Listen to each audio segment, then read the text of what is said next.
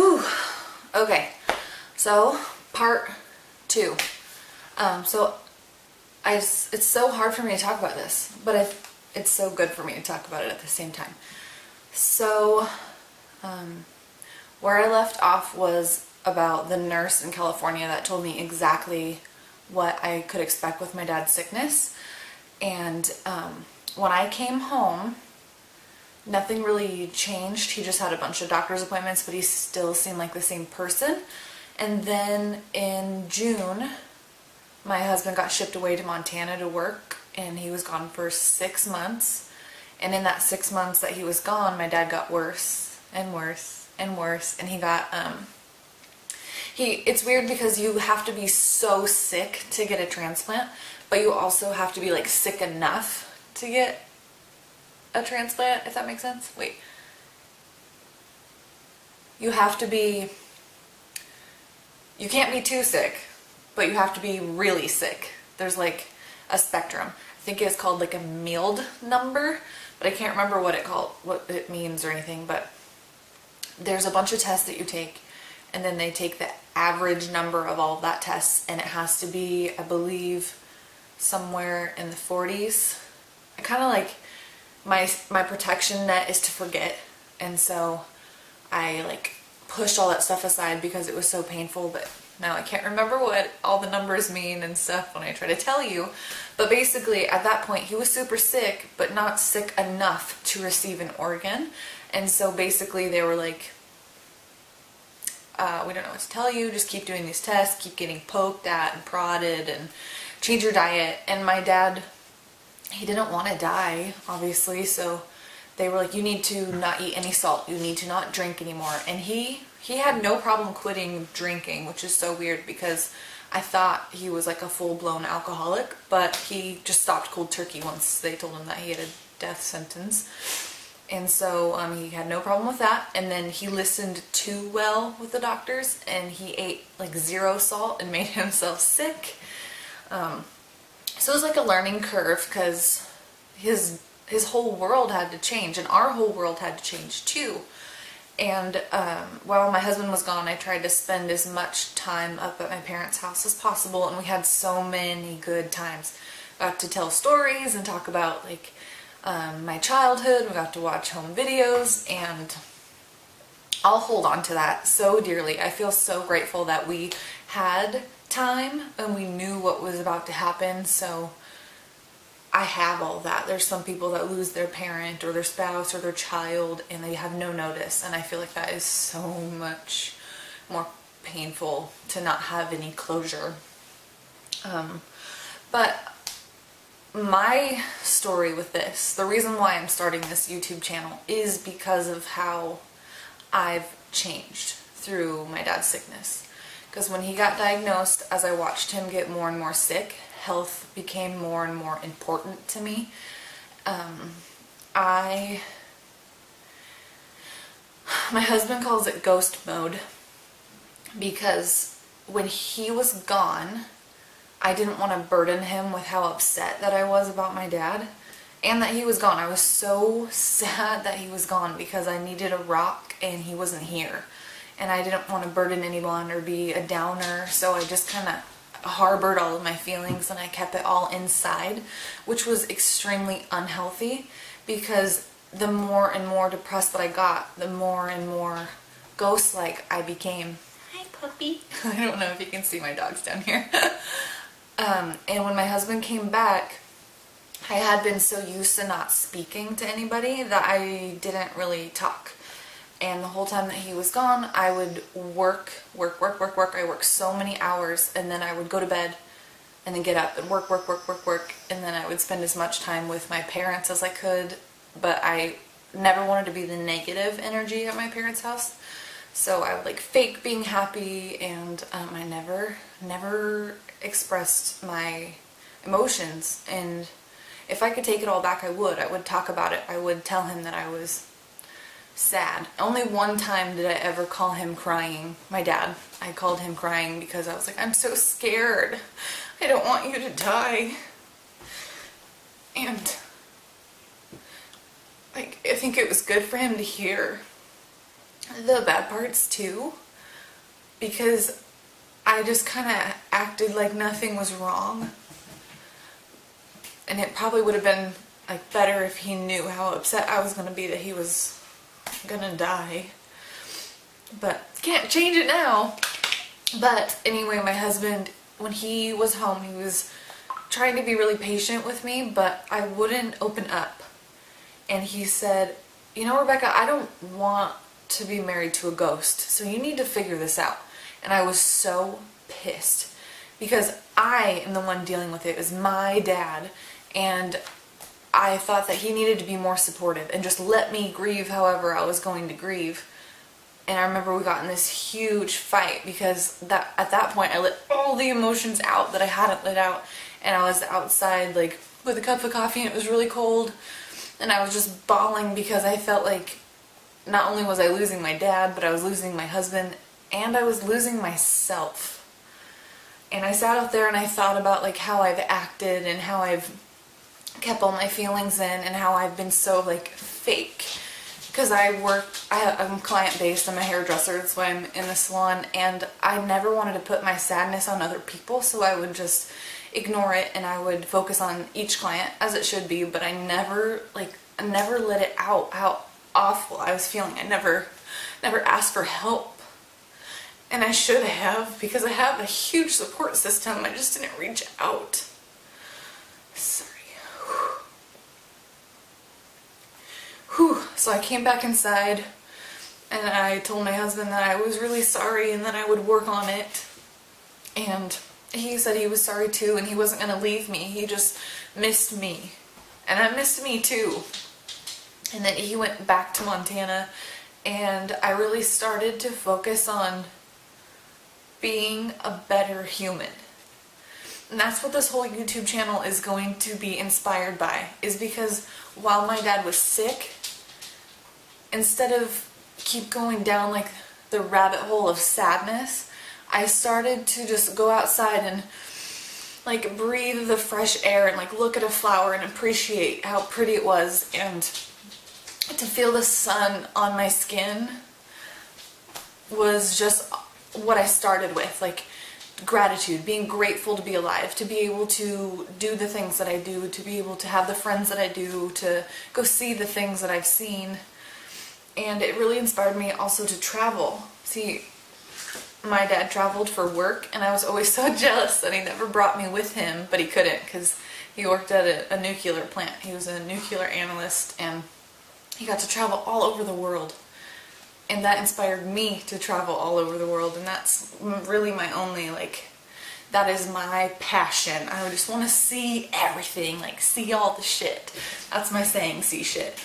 But, back to my dad. What had happened is it was about a year and a half into his sickness, and that poor man just withered away. And he got really closed off, and he never expressed his feelings either. So he never actually said like, I'll miss you, or I don't want to go. He never ever said anything like that. He would just say, love you, bye, like. But that's just the kind of person he was. But we watched him like wither away. And then he went in for, I believe this was the third time that he went in for transplant in front of like a panel. They review all of his health records and see where he's at. And he went in on like the 4th of October and they approved him. They called him at night and said, you're approved. And that was like 6:45 p.m. on the 4th. And then on like 7 a.m. on the 6th of October, they said, Clark, we need you to come in. We have a liver for you. And I could not have been more relieved. I thought, oh my god, I'm gonna have my dad back. I'm so excited. And of course I felt like really weird being so happy about that, because that meant another family lost their loved one in order to save mine. And so that was like a really hard emotion. My puppies can't handle when I cry. So he got the transplant and it was, come here, stop. And it was successful. The transplant was perfect. He said the moment that he attached the blood vessels that it just, and it started working, and his jaundice cleared up, and he had such like drive to walk, and he did so well for the first couple weeks. Come here, it's okay. Come here. Come here, be quiet, sit down, sit. And then he went from being in the hospital to going to like a home before he was able to come to actual home. And when he was in that home, he kept saying really weird stuff and being like really aggressive, very confused. Some days he didn't know the answers to like simple questions, and he had delirium, which is common when you go through surgery like that, and that kind of never went away. So by the time he got to come home about 6 weeks later, he kind of just shut down. He kept saying he didn't feel good, and we're like, you're supposed to be like up and walking, and you're supposed to be back to work, and like, why aren't you eating? Why aren't you like happy? Why are you so sad? You get another chance at life.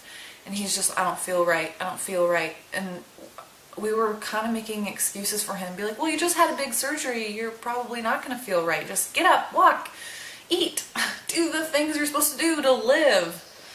And he just wouldn't. And so in December, he said, I need to go to the doctor, which was very uncommon. My dad would never electively go to the doctor, especially when he's been there so many times through his sickness. And my mom brought him to the doctor, and they put him in ICU for cardiology problems. His heart was only like functioning at 20%. So what had happened is, because they like kind of rushed the organ transplant, they didn't do a test that would have showed that he had heart failure already starting. And we don't know if that was something that was like hereditary or from drinking or being so sick. We don't know what like caused it, but we do know that having such a major surgery on top of having a heart issue, that's what ended him. So the transplant gave us an extra, let's see, October, November, December, January, February, March, 5 extra months, and I'm so thankful that he got the transplant. But it also prolonged the inevitable, and we watched him suffer so much more than we would have otherwise. And the reason why he didn't want to eat is because when your heart is failing, the first thing to go is your gastro. And so the body's trying to protect your major organ, so it's like, don't worry about eating, because you know that takes energy to digest. And so what they had done is they told us that he had a couple days to live, and that was right before Christmas. And so they were pumping him with medication that kept his heart pumping, and they were feeding him through a tube just to get him healthy enough to get home so he could pass it home like he wanted. And every like Christmas we were wondering if he would make it, and then the New Year we wondered if he would make it, and then all through January, like every single day was so like anxiety full, because we watched him. Every time I'd go up there, I had never seen someone so sick, and so it was so hard for me, because every time I go there I'd be like, is this the day? Is this the day? And his birthday was the end of January, and he made it. He made it to 56, and then he made it to Valentine's Day, and then he made it to my mom's birthday, which was March 3rd, and he cried. He was like, I made it to Cheryl's birthday. I'll never forget that. It was so, like, my dad's a very stubborn, hard man with no feelings. And it was funny because he told the nurse like that he made it to Mom's birthday, and he was crying, and Mom walked in and she was like, what's wrong? And he said, Ashley hurt me. Like he wouldn't tell us that he was feeling these feelings, but he would tell the nurse. But so he made it to Mom's birthday, and then we had a couple weeks where he was completely lucid. Like he was so foggy headed and barely spoke at all, and then for about 2 weeks straight he told stories, and we laughed, and we had such a great time. And that's part of the death process, is right before people die, they get this like burst of energy and they become themselves and they want to do stuff, and they want to get up and walk. But that's just kind of like the last hurrah before the end. And I had done a lot of reading on what death was going to look like, and that was something I was already prepared for. So as it was happening, I got excited that he was going to get better, and then I remembered, like, no, bring it down. This is part of it. Just soak it in. So it was like so bittersweet to have my dad back, because I knew that it was the last time we would have that. And then the day that he died happened to be my husband's birthday. But my mom called me in the morning and she was like, Beck, I think this might actually be it, but I don't know, because we've heard that so many times over the last year. And I worked until noon that day, and I was like, okay, I'll get through my clients and then I'll be right up. And then at like 6:30 she texts me and she's like, I think you should cancel your day. So I told all those clients I wouldn't be able to make it, and I headed up there.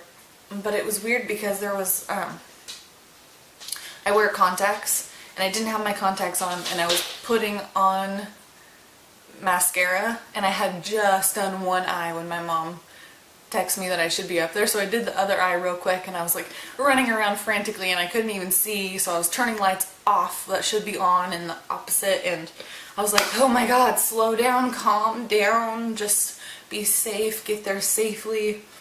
And so I got my shit figured out, and I grabbed my glasses and I turned the lights off like they should be, and then for some reason I loaded my dogs up in the car, which took an extra like couple minutes, and I was thinking if I had my babies in the back, then I wouldn't drive like a bat out of hell to get to my parents' house. I'd be more safe.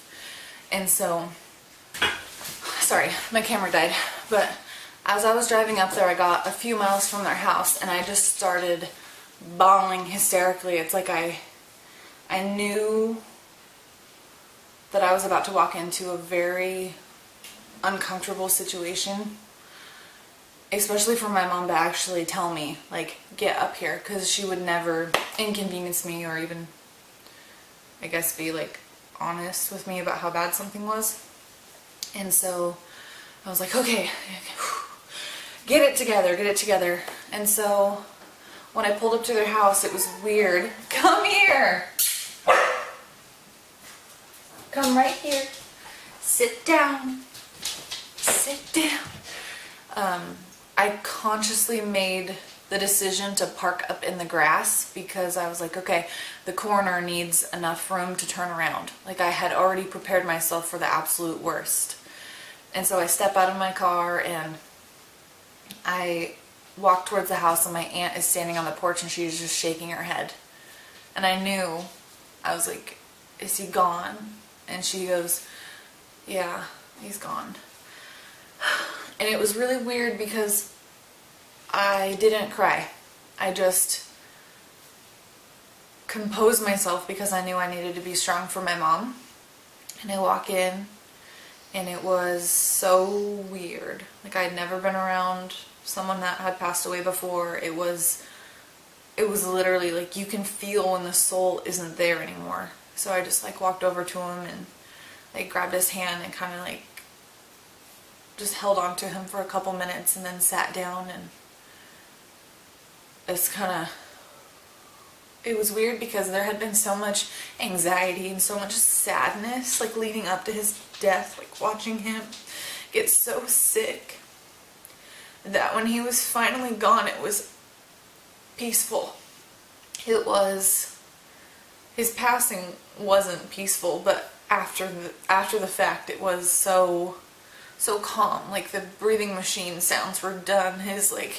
He moaned a lot because he was in pain. Sorry. And so for it to be completely still and completely silent was like so calm. And so from that point, that's when we got down to business. We called the people that we need to call. They took him away. He got cremated, and we had like such a beautiful, wonderful celebration of life a month later. and it was so, it was a party. It would have been something that he would have loved to see. I made the slideshow, and we had a live band there, and everyone came up to the house, and we had a bonfire, and we were drinking, and it was just, it was a perfect celebration of his life. So that concludes part 2. So, from here on out, I just felt like I had to tell you guys the backstory of why I am this way, because I wasn't always this way. I used to be super high anxiety, like everything had to be just so planned. Nothing could, if I had an idea and like how the day should go and something popped up, I would get like infuriated and I couldn't cope with change. And then because of his sickness, like once you go through something so traumatic, nothing else matters. Nothing matters. Like, I'm not going to say that is a bad thing. Like, I definitely, family matters and health matters and like certain things do matter, but I'm more like go with the flow and definitely more healthy and full of so much gratitude, and I am inspired and motivated to be a better person, to be a better human. And so from this point forward with this channel, each thing that I post about will either be something for the business, or it will be something that will be helpful to maybe one of you guys that's actually watching. And if anything, it just serves as a reminder to me for whatever topic I'm talking about, whether it's about positivity, gratitude, health, weight loss, hiking, anything that I want to make a video about, is just know that it's inspired by the like greatest loss that I've ever felt. And so I hope you can take something from these videos that I'm about to post, like throughout. Like, this is just what I want my channel to be about, because my dad inspired me in a lot of ways, and I just want to help pass that on to you guys. So stay tuned for my upcoming videos, and I am sorry to put all that on you. I don't really like to talk about it, but I think it's really good for me to open up, even if it's just to a camera. Turns out that talking to the camera is better therapy than it was talking to a shrink or a doctor. So thanks for watching, and I will see you in the next videos.